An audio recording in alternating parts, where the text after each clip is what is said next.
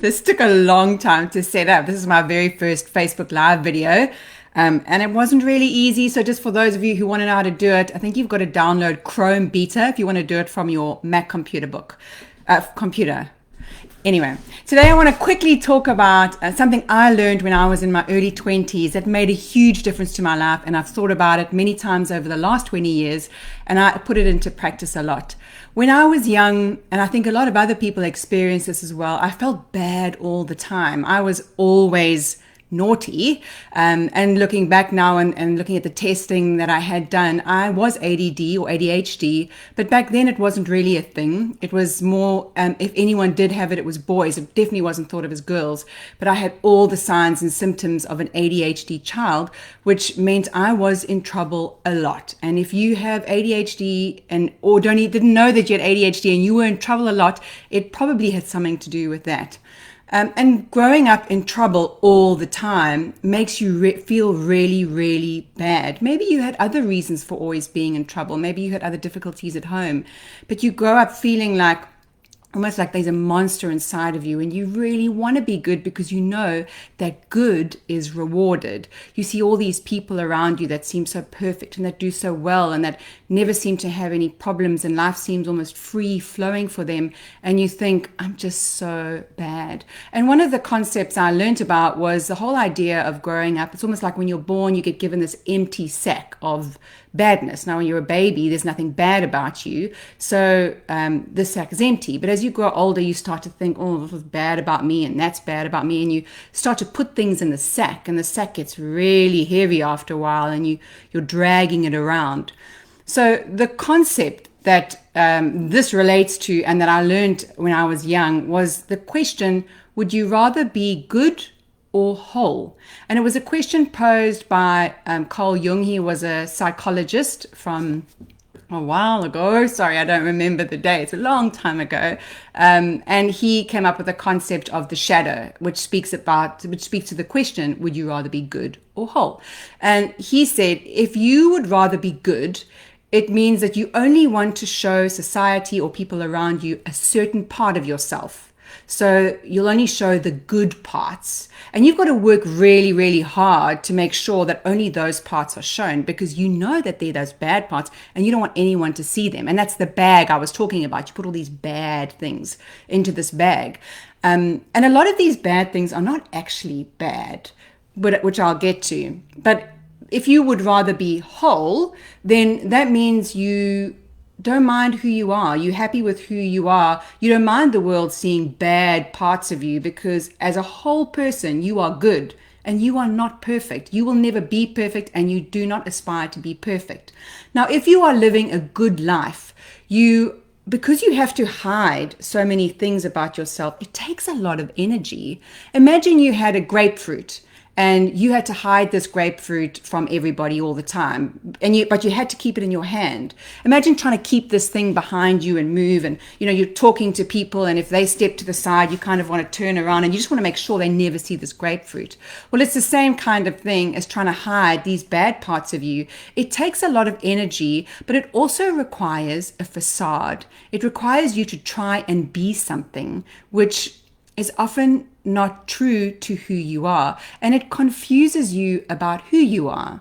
Whereas if you accept yourself exactly as you are, and you want to be whole rather, then you live a much more relaxed, content life. You do have to learn to brush things off. You do have to learn to not worry about what other people think.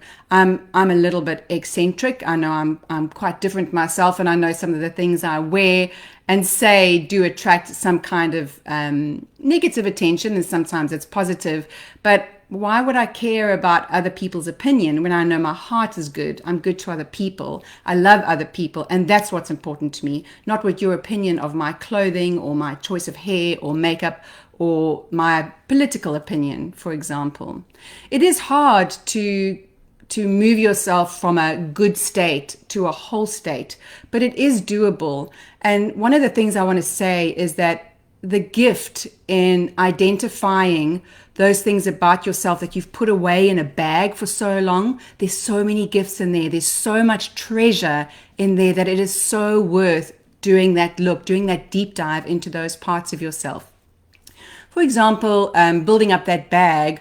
When you're young, if you want an extra cookie or biscuit, then someone will say to you, "Don't be greedy. That's greedy. You've already had one. You don't need any more." And you're like, "Oh, greed.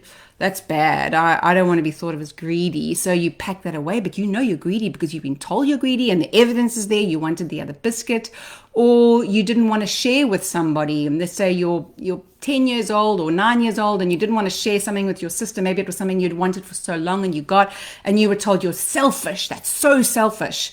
And you're like, oh, well, as a child, you don't want to be selfish again because we need people's acceptance to exist in this world and to succeed. So you throw that away as well. And you're like, damn, I'm selfish as well. And you start to know and believe that you are this bad person. So you all the time building this image or this picture of yourself as this good person so that the world can accept and love you. It's natural to do that and it's normal to do that, but you don't have to be like that as an adult. We don't have to have it as a child, but it's more difficult to control the environment as children going into schools. It's really difficult and children get bullied often. So you almost more forced to conform then. But as an adult, you don't have to do that. And I'll give you an example of one of the treasures of going into your basket or your hidden sack. When I was young, I was very aggressive. I would fight anybody who would be prepared to fight with me. In my defense, I only used it in a defensive way. But I was very protective. I'm still very protective of people I love. But I would be too aggressive, too reactive. And that obviously was bad. And I would put that away. And I felt so ashamed that I would get into these states where I'd be so aggressive and angry and I would fight back at people. And then, I'd walk away feeling all like, I've done the right thing. And people said, no, Taryn, that's not right. You don't talk like that and you don't react like that. And I just felt so bad. And I really wanted to hide that part of myself. And I really wanted to be good all the time. And I wanted to be nice because I knew I was nice. I knew I loved people and I was, I had good intentions for people. But I did this thing, and I was angry and aggressive and horrible. And that's an ugly side of anyone, So I really, really hid that away and really tried to suppress that.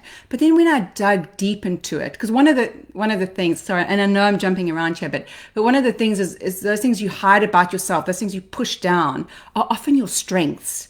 And the problem is, as a child, you are overusing that strength, almost like a superhero who gets given a power, just can't control it as a child, and it goes all over the place, and breaking things and smashing things. And as a child, those strong traits of yours, they just explode in all these places, and then you squash them down and put them away. And now you're left, you could have done amazing things with it, but you didn't because you were trying to be good and accepted. So I'm wondering if some of you are watching this or anyone watches this and thinks, how could aggression be a good thing? Well, let me explain. So when I did this deep dive into those parts of myself, I realized that aggression was a response to my protectiveness of other people. I am unafraid to put myself on the line for the people that I love. And that is a wonderful trait.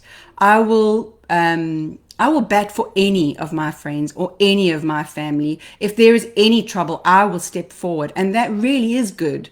And the more I try and hide that and stop that, the more it'll want to explode out of me in certain times. But if I accept that as something I am, then I can help my friends and I can help my people in a calm and relaxed way. When I start to get that feeling where I want to be protective, as soon as I acknowledge it, I'm like, oh, I'm wanting to protect something. I'm wanting to protect someone here. What do I need to protect?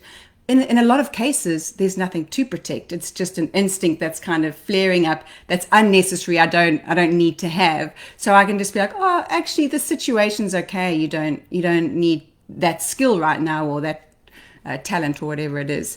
So I feel proud now. Instead of having this thing that I'm scared of and I'm trying to hide and I'm using the energy to put away, I'm now proud of this part of myself that I can use to help other people.